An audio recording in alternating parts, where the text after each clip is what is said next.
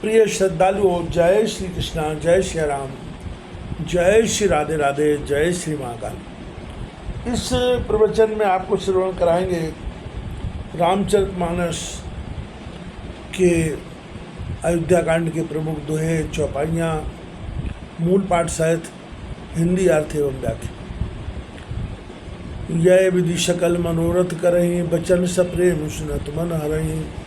सिया बातु ते समय पठाई, दासी देख सुअवसर पाई। इस प्रकार से सब मनोरथ करते हैं और प्रेम पूर्वक वचन सुनकर मन हरण होते जाते हैं।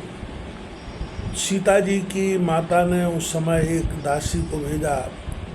उसने आकर कौशल्यादि को खाली देख सुनैना रानी से जागा, साहब का सुन सब सिय सासु, आयो जनक राज रनवासु। कौशल्या सादर्शन मानी, आसन दीन समय सम्मान। जानकी जी की सासों को खाली सुनकर सब जनक रनिवास कौशल्या जी के पास आया। ज्येष्ठ सुदी एकादशी के दिन सब रानी मिलने आई। कौशल्या जी ने आदर पूर्वक सम्मान किया और समय अनुसार आसन ला कर दिया। शील सने सकल दोहरा, द्रवय देख सुन कुलिस कठोरा। पुल की शिथिल तनु बार विलोचन, मई रख लिखन लगी सब सोचन। शील सने सब दोनों ओर ऐसा है कि जिससे देख सुनकर कठोर वज्र भी पसीज जाते हैं।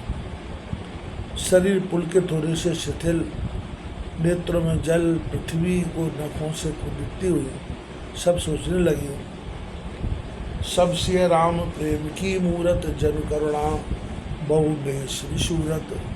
सिय मातु कह विधि बुद्ध बाकी, जय पै फैन फोर पविटा। सब सीताराम जी के प्रेम की मूर्ति हैं, ऐसे बैठी हैं जिससे करुणा बहुत रूप धरे विशूरती। सीता जी की माता बोली, विधाता की बुद्धि बड़ी टेढ़ी है, जिसने दूध के फैन को वज्र की टाकी से तोड़ा। आशा यह है कि सुनैना ब्रह्मा के बहाने कैकेयी का कर्तव्य वर्णन करती है। पै के स्थान में दशरथ कौशल्या रघुनाथ जी का सहयोग है। टाकी के स्थान में कैकेयी का है और हाथ और हथौड़ी के स्थान में मंथरा है। ठोकने वाली सरस्वती है। सो इन तीनों ने उस संयोग को तोड़ अलग अलग कर दिया। राजा दशरथ स्वर्गवासी हुए, रघुनाथ चित्रकूट में बसे, कौशल्या अवध में रही। अथवा विधाता की गति ऐसी उचित है जिसने हीरे को दूध के झागों से तोड़ा, अर्थात दृढ़ रामराज का कैकेयी अबला के वचनों से भर करा दिया। सुना है हीरे के तोड़ने में दूध के झागों की लाग लगाते हैं। सुनिए सुधा देखिए गरल, सब कर तूत कराल। जह तय का को लोक बग बाण सकृत बराल। सुनैना कहती है, विधाता का सब कर्तव्य कठिन है। अमृत जो श्रेष्ठ पदार्थ है सो सुनने में ही आता है, और विष जो महान निकृष्ट वस्तु है वह देखने में आता है। और उलूक बगले काग तो जहाँ तहाँ दिखते हैं। श्रेष्ठ राजहंस कृत एक मानसरोवर में सुने जाते हैं। भाव यह है कि सुनते थे कि कैकेयी के किसी अंग में अमृत है, सो निकला तो देखने में विष अथवा सुधार। रामराज जाता था, देखने में तो मन भर रहा है। अथवा सुधारू की कैकेयी और रघुनाथ जी में प्रीति रहती थी। देखने में महाविरोध रूपी गरल प्रकट हुआ और अवध रूपी मानसरोवर में सब हंस सुन पड़ते थे। सो देखो आगे तुलसीदास जी इसी प्रसंग को बढ़ाते हुए कहते हैं, जहाँ तक काक, उलूक और बगुले बहुत है, मराल अर्थात हंस बहुत थोड़े देखने में आए। इन तीनों पंछियों का गुण कैकेयी में आरोपण कर कहती है, किसी की प्रतीत ना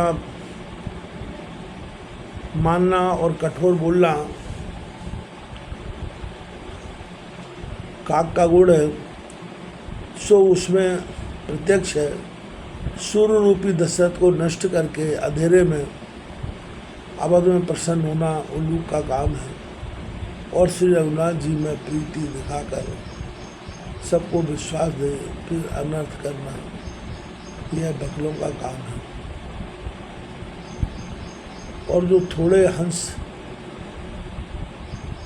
कहे हैं सो वे लक्ष्मण भरत है। यथा भरत हंस रविवंश तड़ागा, जनमकीन गुण दोष विभागा, तथा वशिष्ठ आदि ऋषि मानस हंस थे, परंतु किसी की चतुराई काम न आई।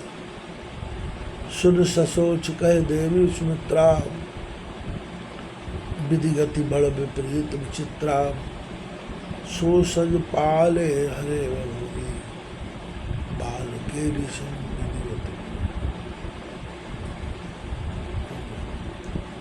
देवी सुमित्रा सुनकर शोकयुक्त हो कहने लगी, विधाता की गति अति विपरीत और विचित्र है। अर्थात सोच कर कैकेयी का दोष विधाता पर रख दिया। बालक के खेल के समान विधाता की मति भी बुरी है, क्योंकि जो उत्पन्न पालन कर फिर हर लेता है, उसमें ये सब कर्म विधाता के अधीन। कौशल्या का दोष न काहू, कर्म विवश सुख दुख क्षति लाहू, कठिन कर्म गति जान विधाता, जो शुभ अशुभ सकल फलदाता। कौशल्या बोली, किसी का दोष नहीं है, सुख दुख हानि और लाभ सब कर्मानुसार ही देते होते हैं। अवश्य में भोक्तव्यम कृतम कर्म शुभाशुभ, कठिन कर्म विधाता जानता है, जो शुभाशुभ सब फल देता है। कारण है कि हम कर्मों की गति नहीं जानते, विधाता जानता है। ईश्वर राय शीश सभी के उत्पत्ति, तिथि लय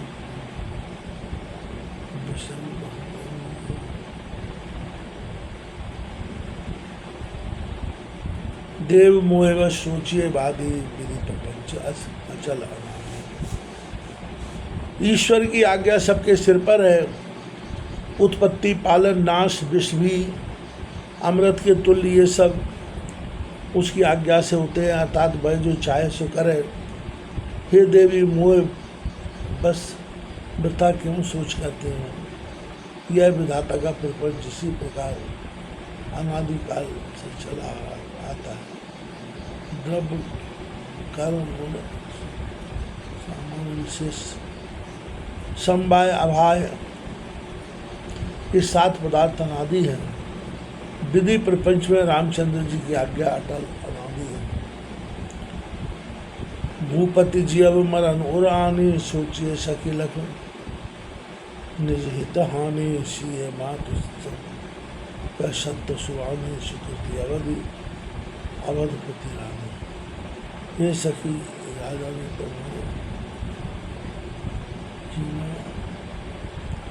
मन में अच्छा जाना, परंतु अपने हित की हानि का सोच है। अथवा हे रानी, जो राजा का मरना जीना मन में लाओ तो अपनी हानि देखकर सोच होता है। मरना जीना इस संसार में ईश्वर की आज्ञा से अवश्य है। सीता जी की माता बोली कि है तुम्हारी सुनने वाली सत्य है, क्योंकि जो पुण्यात्माओं की अवधि जिनसे अधिक कोई पुण्यात्मा नहीं ही नहीं, तब दशरथ अयोध्या के पति की तुम रानी हो। लक्ष्मण राम से जाए कर बन भल प्रणाम पूछ, दयबर ही कौशला मोहि भरत